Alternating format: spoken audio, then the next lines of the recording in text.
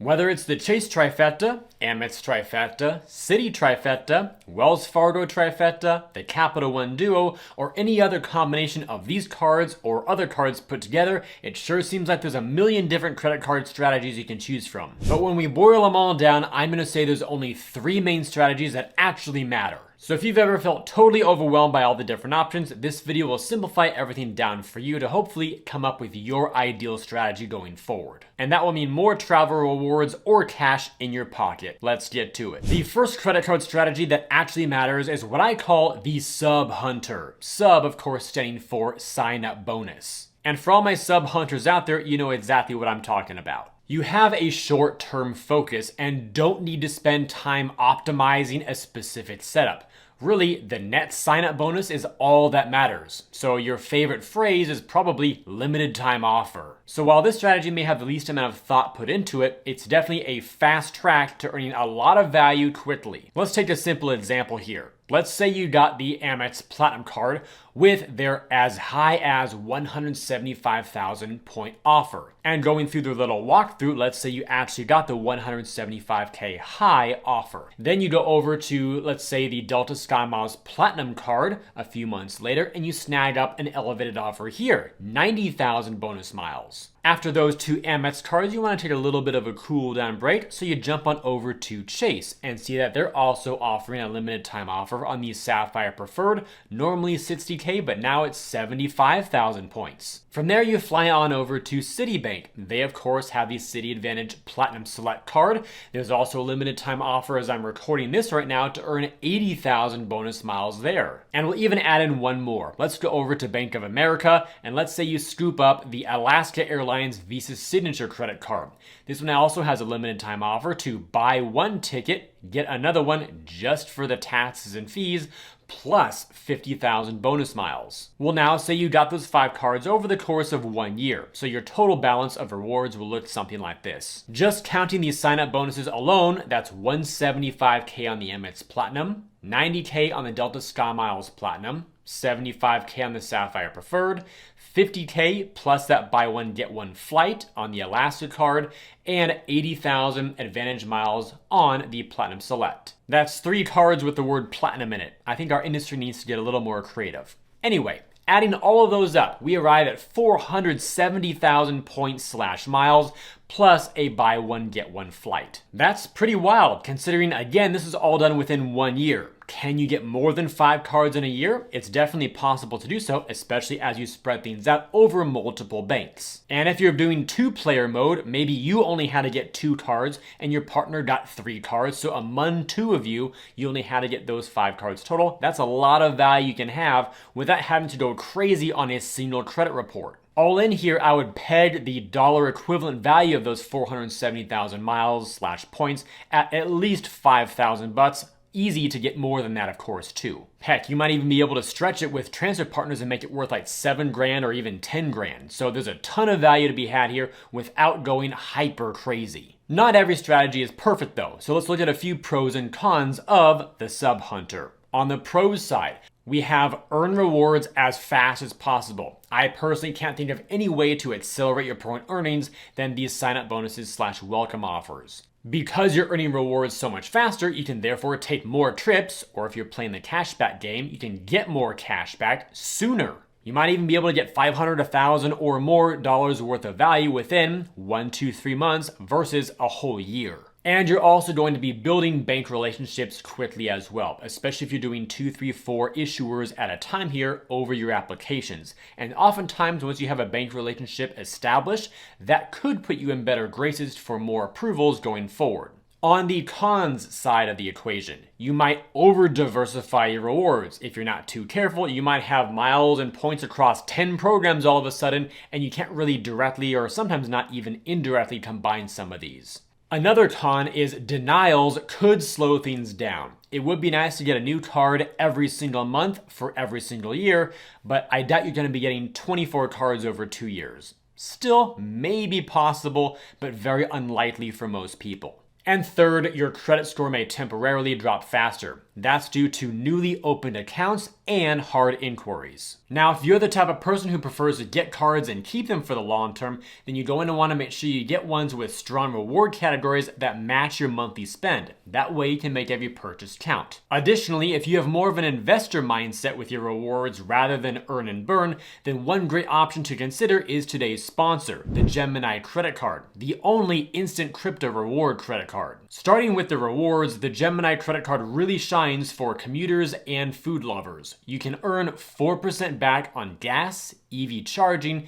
and transit-related purchases on up to $300 in monthly spend. Then 3% back on dining out, 2% back on your groceries, and 1% back on all of your other purchases. And here's the really cool thing. Unlike most other credit cards, this one rewards you instantly. That means your crypto is deposited right after your transactions, giving you the immediate benefit of any price appreciation. In fact, Bitcoin rewards earned and held for just 1 year on the Gemini Credit Card have seen an average appreciation of 176%. You can choose Bitcoin or over 50 other cryptocurrencies and even switch your preference anytime you like. Beyond the strong rewards, this World Elite MasterCard comes with no annual fee. See rates and fees in the description for more info. And as a bonus, you won't get hit with any foreign transaction fees when you're traveling internationally, which is a huge perk. Then for a little bit of added flair, this card comes with a pretty sleek metal design. You can even pick your favorite from 4 cool colors, including Bitcoin Orange, Black, Silver, or Rose. If you're ready to start earning crypto rewards with every purchase, you can get the Gemini Credit Card by going to gemini.com/MarkReese. Plus, when you spend $3,000 in your first 90 days, you can also earn a $200 crypto bonus. You can even check if you pre-qualify with no impact to your credit score. So again, if you'd like to apply, just use the link down below in the description or type in gemini.com/MarkReese to begin stacking up those crypto rewards. Now back to the rest of the video. Let's move into our second strategy that matters. It's called the core loyalist. For those of you who fall into this bucket, you typically have a long-term focus and value an optimized setup. You also value simplicity, which is why your mindset is get it once and forget about it. Chasing after bonuses and limited time offers is viewed as a hassle, so you rarely or never do it. Let's take a look at a few examples that you can probably identify with here.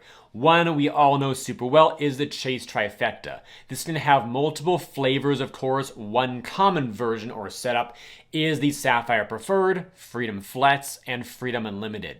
The Capital One Duo, for an even simpler 2-card setup, involves typically the Venture or Venture X and the Saver card, and the Amex Trifecta is oftentimes the Amex Platinum, Amex Gold, and Amex Blue Business Plus. But here's the thing, you don't have to stick with one issuer and get all of their cards for your setup. You can actually do a mixed or blended setup. So here are a few examples of that. For an Amex Chase setup, you might like the Amex Platinum, perhaps for its perks and the ability to get 5 points per dollar on flights with some restrictions.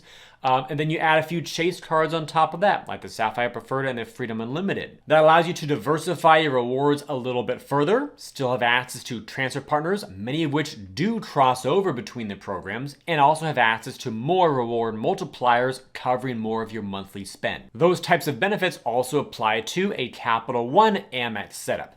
The Amex Gold card is great for groceries and eating out at restaurants, while the Venture X earns double miles on all of your regular purchases, where the Amex Gold would only get 1 point. So you've got your food card and your everything else card. And representing all my people on Team Cashback, you might like a Bank of America Citi setup, with the Bank of America Customized Cash Rewards card, the Citi Custom Cash, and the Citi Double Cash. That Bank of America card has a choice 3% category where you can choose it every single month. The Custom Cash also has a similar type of customized category every month as well. And the Double Cash is a flat 2% card, and all those have terms and restrictions that apply too. Best of all though, they'll have no annual fee. Taking a look now at the pros and cons with the Loyal Core. So for the pros, you can earn rewards consistently and predictably year after year. You can also maximize your credit score because you're not getting all these new hard inquiries all the time. or opening new accounts, driving down your average age of credit history. You can therefore maintain a much higher score consistently over time. And you'll have your own custom setup that you built yourself that reliably gives you the rewards and the benefits you want. Whatever your thing is, you can customize your own setup to get exactly the rewards that you want to make you happy and of course achieve your goals. For the cons, you will of course earn at a slower rate because you're not getting all those sign-up bonuses on a frequent basis. Also because you're not going after those subs, you're going to be missing out on other high-value opportunities. And lastly, you also have more limited variety of rewards. And for cashback, of course, remember to get the cards that have the highest multipliers for the areas in which you spend the most amount of your money. That also holds true for team travel too. So as you spend consistently, you're always earning 3, 4, 5 points per dollar. Or at a bare minimum, a flat 2% across your base, and you might even want just a flat 2% card. Our third and final setup is what I call the two-world rebel. You basically have a core setup that serves as your daily driver, but you'll go for an occasional sign-up bonus when the value is there and or the timing is right. And in case you all didn't know, hi, my name is Reese, and I am a two-world rebel, at least for this phase of my journey right now. I, like many of you out there who also identify with this, have a main core setup. To illustrate this, let's say you're using the Chase trifecta of the Sapphire Preferred and both of those Freedom cards. As the year progresses, you rely on this as your core to earn on your dining, your groceries, gas, or whatever the Freedom Flex happens to be earning at the time. And then, let's say a new card offer comes up and you want to go on a trip within the next 3 to 6 months and you want to earn points real fast to cover a couple nights in a hotel. So you see here the Hilton Honors Surpass card, and the offer right now as I record this is to get 130,000 points after spending just $3,000 in 6 months, which averages at just $500 a month. Yes, it's nice to get an even higher offer like 170,000 points or something crazy, but those often have higher spend requirements. So also keep that in mind as you go along here. As you see the highest of the high offers, if you can meet the spend requirement, great, go for it. But if not, it's perfectly okay to take a mid to good offer with a much lower spend requirement to still get great value, but stay within your budget. Now, here's the thing about the two-world rebel strategy. Some of us might play this in two different ways. We can either be totally spontaneous, where whenever a good offer comes up that works with our strategy, we just go for it. Whereas others may want to be on a more regimented schedule. Every 2, 3, 4, 6 months, you want to apply for a new card, whatever is good at the time. Perhaps you're doing some home renovations, or you pay quarterly taxes, or you have some new daycare expenses coming up for the first time. Whatever it is, it's good to plan these applications around a big expense time of the year. In fact, some of you might be able to knock out a whole sign-up bonus requirement with a single transaction. And in terms of getting huge accelerated value, what a great way to do it. If I personally had a $5,000 expense come up, I'd much rather put that on a new card to get a new bonus, let's say to earn 100,000 points, rather than spending $5K on the Chase Freedom Unlimited. That would earn just 1.5 points per dollar, so 1.5 times 5K is 7,500 points versus 100,000 or 130,000 with Hilton. Also keep in mind here that it's not just the bonus itself. If you can get a card that also has reward categories that you spend in while spending toward the bonus requirement, you'll end up with even more. So with that Hilton card, remember this one earns 12 points per dollar at Hilton properties, 6 points per dollar on dining at US restaurants, 6 points per dollar on groceries at US supermarkets, and on US gas stations. Also 4 points per dollar on US online purchases, and as a base rate, 3 points per dollar. And I'll also have you know that 4 point per dollar category for US online retail works for Amazon. How do I know? I have the card and I tried it right here earlier this year. Amazon Marketplace, 4 points per dollar. And you can also see below that I earned 6 points per dollar on my Walmart neighborhood market purchase. Not just Walmart, but their neighborhood market concept does count as grocery. So you might actually end up earning 140 to 150,000 plus points on your 130K bonus because you're earning at a higher multiplier along the way. So what can you do with, let's say, 130 to 150,000 Hilton points? Well, how about Italy, for example? Here's a nice property that's 70,000 points per night. and another one at 48,000 points per night. A third property which is also 70,000 points, and another one at just 50,000 points per night. And that's the beauty of the Two World Rebel setup. You've got your core that's always earning, and all of a sudden, boom, you've got 2 free nights or a round trip flight somewhere, pretty much out of nowhere. Let's do the pros and cons, starting with the pros. With the Two World Rebel setup, you will still earn rewards consistently and predictably over time with your core. Also, you'll have those occasional big jumps in rewards balances, and your credit scores shouldn't fluctuate too much due to inquiries and newly opened accounts if your applications are spaced out. For the cons, yes, you will still occasionally miss out on high value opportunities because you're not applying for new cards all the time.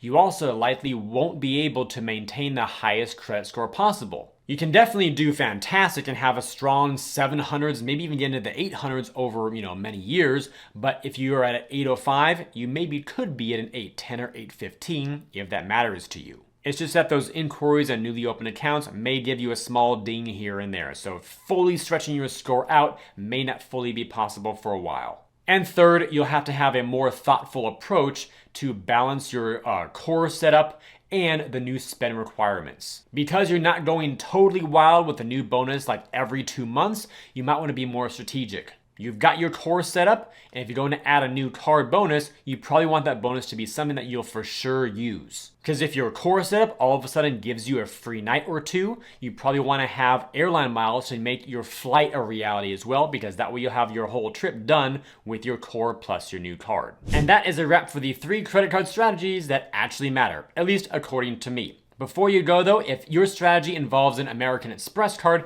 you'll definitely want to check out Rakuten, linked down below as well. This allows you to earn more cashback whenever you shop online, and you can even change your reward preference from cashback to earn more Amex membership rewards points. You'll also find that link to sign up for my free credit card offer alerts. That way you can stay in the know about when great sign-up bonuses become available and before they expire. And for any of you interested in building a credit card strategy in whole or in part upon earning crypto, check out that Gemini credit card as well. See you all in the next video.